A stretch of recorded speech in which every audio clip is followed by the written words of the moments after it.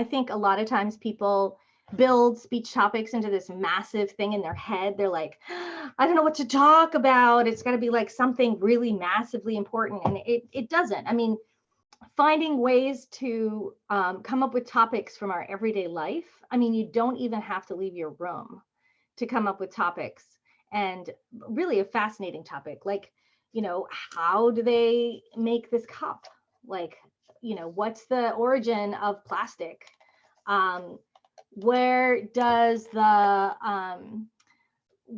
technology come from? What is the economics, right? What do people used to drink out of their own? Like, what was the history of that? So, find something you're curious about. It's a great place to go for an informative speech. Informative speeches, remember, should be answering the how, like we sometimes call some types of informative speeches how-to speech. Whereas persuasive speech is more about the why, like, why do we do this? What the wrong and right, or the advocacy of something. Technically, a persuasive speech is better if it's controversial.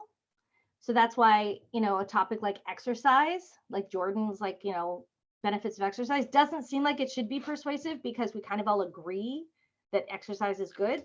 But it still is if you're trying to get someone to behave in a certain way. So I want you to remember that you have limited time for this speech. If anyone has the syllabus in front of them, you could go see, look it up. I think, did I say 4 to 6 minutes for this speech? That's what I usually give. Yeah. So 4 to 6 minutes is a lot shorter and longer than you think. Okay. It's about enough time to come up with a 30-second introduction, a 30-second conclusion, maybe a minute either end. And then you've got three main points. That's it. So the history of anime, or what anime is, might be a little broad. Okay. And this is true of a lot of the topics that we've heard today. I was just letting you brainstorm. So what I'm doing now is kind of going to the next step. So after you kind of come up with a topic area, like, how are books built, or, aircraft carriers. Now you've got to drill down, limiting yourself based on the topic. So there are 5 things that I do. Okay. And I would suggest that you do. So picking a good topic, you want to think about the content, and I call these the 5 C's. Okay. The content should be something you're interested in.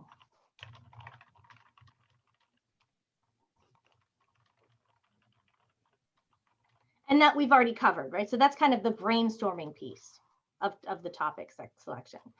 But then you need to think about, is this something your cohort, the people in your class or people in your audience, are they interested? All right, so that's the second C. There's 2 tricks to make sure people will be interested. Trick 1 is to make it new, and trick 2 is to make it personally relevant. So is there technology that, because of the way aircraft carriers are built, or because of the way, like, is there a benefit to people? Like, one of the famous examples they give about, like,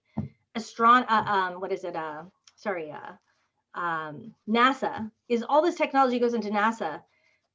Tang came out of NASA, right? Like, cell phone technology, a lot of it comes out of NASA and space exploration. Like, some of the things that we take for granted now come out of that technology. So that's personally relevant, right? So we can kind of become interested if it's new, and also if it's personally relevant. So what other ways do you guys have ideas of how you could make your topic that you came up with, or a topic area, personally relevant? Personally relevant might also be like, here are all the people who are vegetarians that you probably didn't know, right? Like, here are all the famous people who are vegetarians. There's a lot of people out there who are famous vegetarians, and you don't necessarily know how many people, and the growing, like how many people are growing, or like the different types of foods you can get that taste just like meat.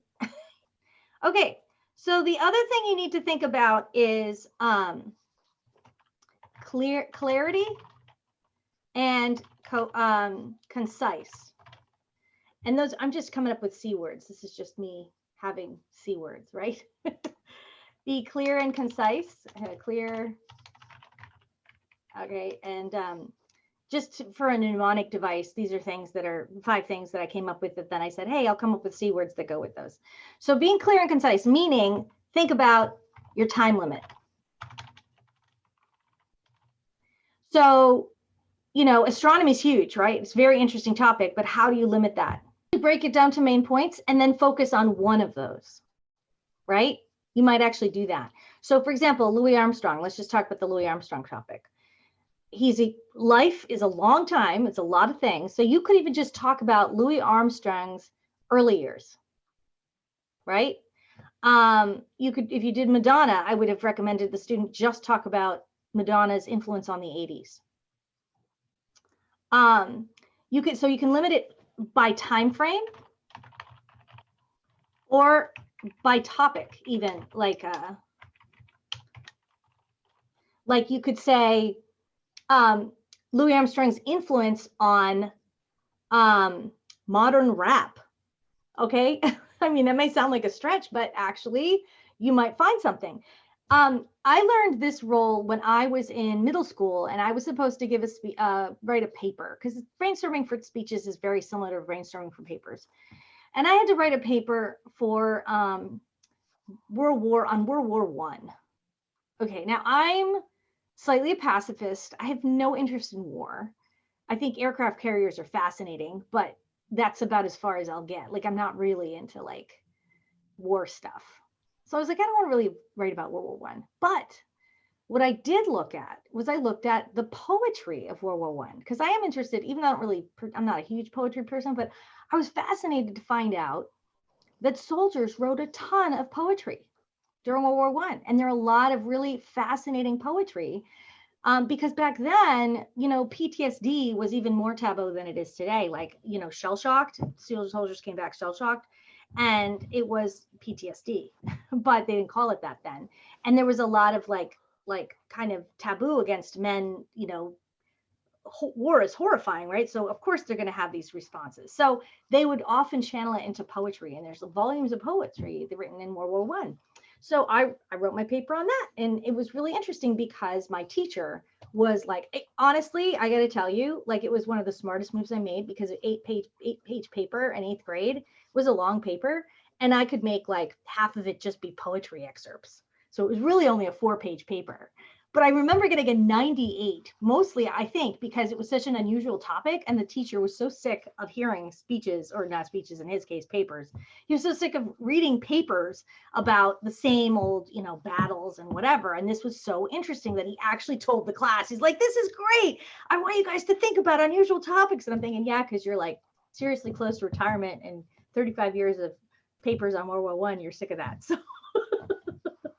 So that's just my tip. Think about like how you can take a normal topic and kind of frame it to something specific and unique, right? So that is number 3. Number 4 is to think about your content again, but the content needs to be like researchable. So I can't remember the C that I came up with there. So I'm just going to write research for now, and I'll think of the C again in a minute. But there needs to be researchable content. Okay. I'll think of the C. But what I'm trying to come up with there is you need to have information that's more than just opinion, right? If you said to me, I really want to research ghost stories on Cape Cod, and in particular, I think my house is haunted.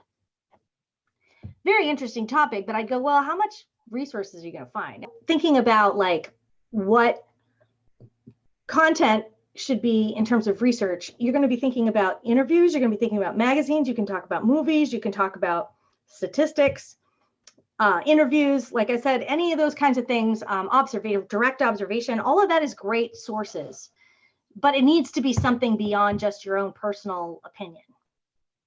So one of the things that sometimes happen is that if you have personal experience, like Josh, you seem to have personal experience with aircraft carriers, don't let that muddy the waters and that's the only source you have.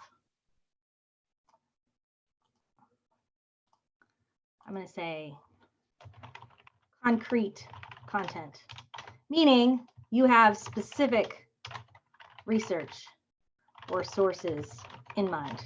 Okay, so that's one way to kind of make it a C word. That's not the C word I've used in the past, but yeah, and if your internet's disconnecting you or whatever, that's one of the reasons I am recording this. So you can come back and watch this later. All right, what do you guys think the last C is? Or it doesn't even have to be C. What's the last thing? So you got to think about your content, and is it interesting to you? Your cohort, is it interesting to your audience? Is it clear and concise for the time limits? And then the concrete content, you have research or sources in mind. And then what's the last C? Another C word. And I don't remember what C word I used, so I should have looked this up before. I just was like, oh, I've been using this for a couple of years now. And of course, now my brain is in a brain fog. But the important point is that you make sure you think about your occasion. So where are you, right? And who are you speaking to? And what is the purpose of your speech? And so the reason this is related to content is really about, is this an informative speech? Is this a persuasive speech? Is this a special occasion? Right? What are those things that you should be thinking about?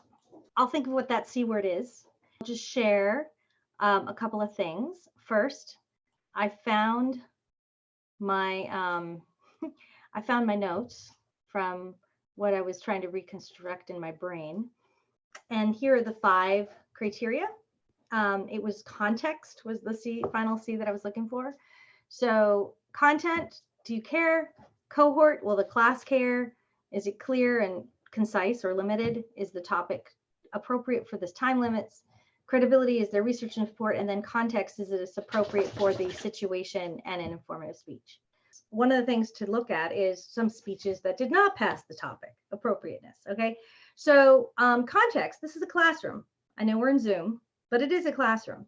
And you do need to think about like what's appropriate for this audience and the situation. And so, you know, I've had students before not really think that through. And so I gave one student, you know, before I gave this talk as a new professor, I would have speeches like how to put on a condom.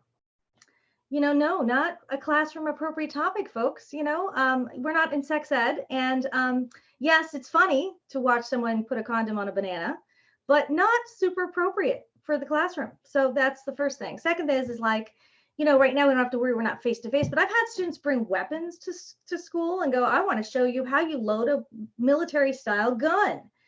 No, no, you don't. I don't want you to do that. I had one student come with a puppy or live animals and snakes, and no, live animals in a classroom setting, not great. Now, here's the great thing. Live animals in this setting, I've got a service dog in training here, right? You don't have to worry about it. So actually, this would be a good setting to be like, hey, I want to introduce you to my pet tarantula, right? Because you don't have to worry about, yeah, Brian's saying no. Okay, well, at any rate, the point is that you got to think about the context, right? As well as the appropriateness of how long or short your speech is. I've had students who give speeches where they didn't really clearly define the topic, and it was so amorphous that by the end of the speech, people literally did not know what the speech was about.